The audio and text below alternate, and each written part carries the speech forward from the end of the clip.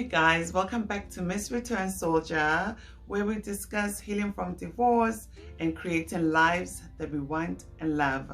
So I hope that my journey and me sharing my story thus far has been encouraging to you or someone that you know who is on this journey as well. And I hope that we continue to share and we continue to shed light on all the things that are holding us back, so that we can start living the lives that we are really interested in. So for the past couple of weeks, I've touched on the themes of grief and loss. So from sadness to being in denial, being angry, running away from my own emotions. And I actually think it was the running away that finally got me so exhausted and got me to this stage of acceptance. And so before I go into talking about what acceptance means to me, I would like just to share with you that in the coming weeks, I would like to delve a little bit deeper into those themes and just to share with you practically what it is that I do on a daily basis to show how I am doing the work, how I am nurturing my spirit and my body, and how I am on the path of self-love. And actually saying that without feeling like the concept is foreign or far-fetched.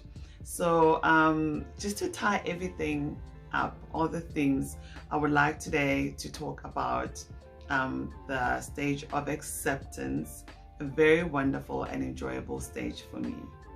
So when I finally accepted that yes, I am a divorcee and all the snares and interest that came with it, I knew that even though I had bad and ugly days sometimes, the one thing is for sure, that chapter of my life is closed shut and I do not have to worry about it anymore. But you must also understand that at that point I still had negative thoughts and self-beliefs that were very negative and that did not always ensure that I make the right choices for my own life. And it was until a friend of mine introduced me to this life-shifting, life-changing workshop. It's more like a personal development workshop where I found that they literally just break you open, okay, to show you all the negative thought processes you hold and the limiting self-beliefs that you have that are actually keeping you stuck in your life situations and making sure that you do not get breakthroughs. And what then they do after that is that they give you tools to help you to be more present in your life and to stop like sleepwalking through your life situations and start making the right and better choices for yourself. And yes, I know that it is easier said than done when you have decades of thinking negatively about yourself or not even engaging with your own life. So that first evening of the workshop, we stepped into like this really huge hall, and I remember just being struck by the many posters all around the wall, all across, okay? But there was this one particular poster that caught my eye and my attention, and it held it for the entire process, and I still have not been able to get that out of my head. And that poster read, "What is it that you are pretending not to know?" I would like you to sit with that for a bit. Like, what is it that you are pretending not to know in your life situations, in your relationships, your relationship with self, your relationship with others, in the choices that you are making? What is it that you are pretending not to know? So when I saw that, I realized that the journey of acceptance, of healing, of love requires truth.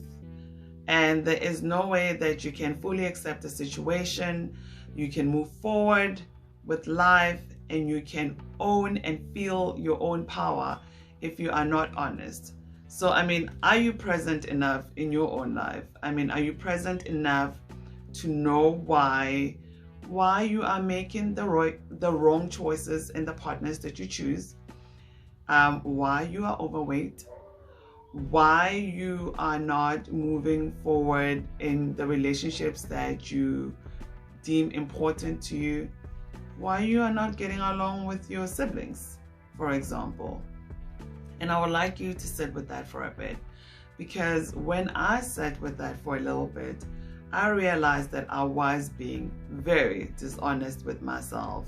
And I was being dishonest because I was addicted to the madness of being dramatic, to the chaos of things not working out.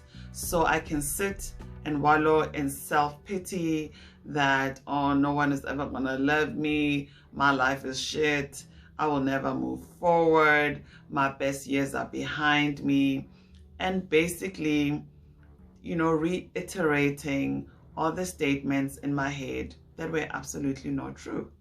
I was also pretending not to know that I need to break old patterns to move forward.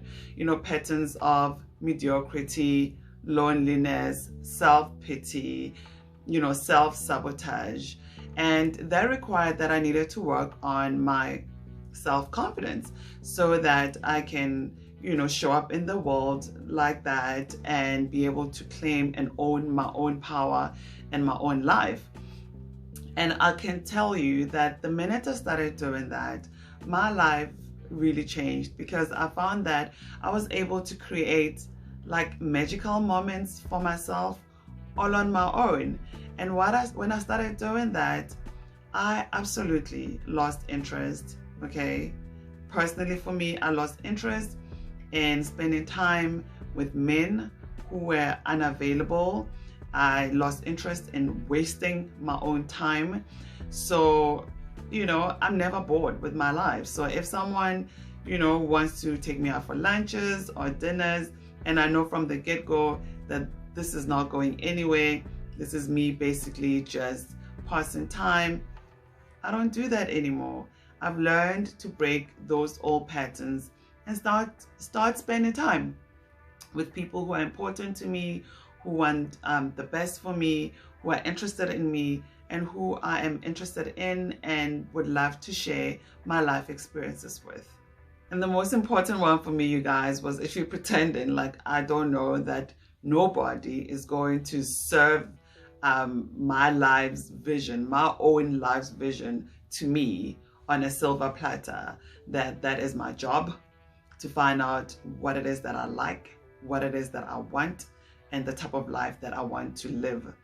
And so I would like to encourage you guys to engage with your lives, like start having a vision for your own life. I think it is absolutely worth it.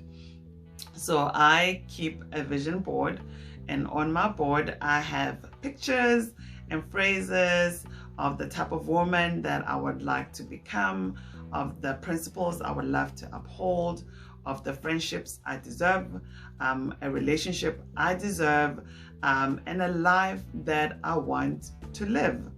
And I think it's absolutely up to us to own that and create that for ourselves. And you know what? We create it in pictures and in our heads first, and it will come to life. I mean, I must share with you that not so long ago, I was saying to a friend of mine that, a friend that I work with, that how happy I am to be working with her. And that is because for a very long time, I wanted to work in a company that does good work, and I wanted to work with a team and people that I really care about and do the work that I find fulfilling, and and I get paid handsomely for it. And I was saying to her that I find myself right now in such a company, and I was saying to her as well, what point that is pertinent to what I'm talking about now, that when I first started there, I think I was a couple of months in, they gave me a notebook, and on that notebook, on the front cover, it had the phrase, rewrite the future. And what was interesting to me was that on my vision board, I had the exact same phrase. The only difference was that mine said, rewrite your future. And I just want to encourage you to try something different that you've never tried before. Try to cut old habits and just choose a little bit differently. And I think you might just be surprised that things will absolutely work out for you. So that's all I have on this topic today for you guys. Thank you so much for watching the episodes, and please remember to subscribe and to like the videos and share them, and I will catch you in the next one. Bye.